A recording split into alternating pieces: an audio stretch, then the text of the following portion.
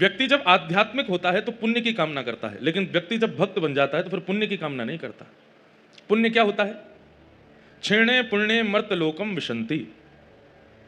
जैसे धन कमाने वाला व्यक्ति अपने धन का उपार्जन किस में करता है? अपने सुखों में करता है। अच्छा खाना है, अच्छा पहनना है, अच्छा घूमना है, अच्छा घर बनाना है, ये ब्रांड पहननी है, ऐसे ब्रांड के ये रखना, आदि आदि आदि। और वो व्यक्ति उसी धन से उपभोग करते करते करते करते एक दिन उसी धन से पाप की ओर अग्रसित हो जाता है और पाप के कारण फिर नरक का गामी बनता है। ठीक वैसे ही पुण्य क्या है? हमने समुद्र स्नान किया, गंगा स्नान किया, तीर्थ यात्रा की, ब्राह्मण भोज कराए, संतों को प्रसाद पवाया, उसके पीछे हमने कामना क्या की कि हमें इसका पुण्य मिले। तो पुण्य से क्या होता है? पुण्य से स्वर्ग की प्राप्ति होती है मृत्यु के बाद। दो प्रकार से पुण्य खर्च होता है। पुण्य एक प्रकार से आप ऐसा कह सकते हैं आध्यात्मिक धन का नाम है पुण्य। बहुत ध्यान से सुनिएगा, आध्यात्मिक धन को कहते हैं पुण्य।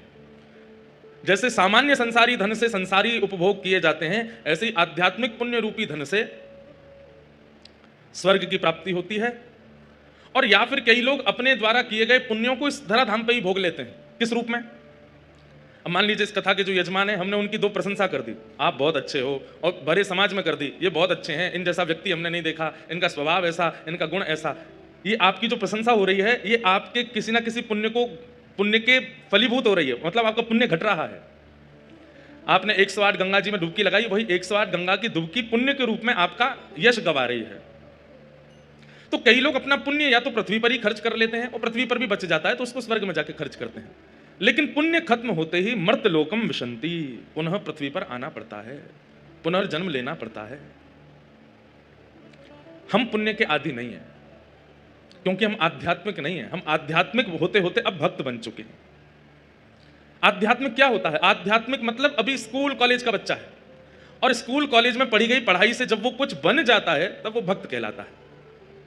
अब वो इंजीनियर कहलावे, डॉक्टर कहलावे, चार्टर्ड अकाउंटेंट कहलावे, कुछ भी कहलावे, वो विद्यालय से पढ़कर के जब कुछ बन जाता है तब एक स्थिति को प्राप्त होता है। भक्त स्थिति का नाम है। भक्त उस स्थिति का नाम है जो विद्यालय में और कॉलेज में पढ़ने के बाद व्यक्ति बनता है।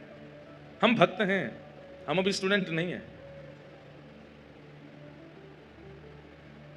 हमें पुण्य की कामना नहीं है, हमारी कामना भक्ति की है।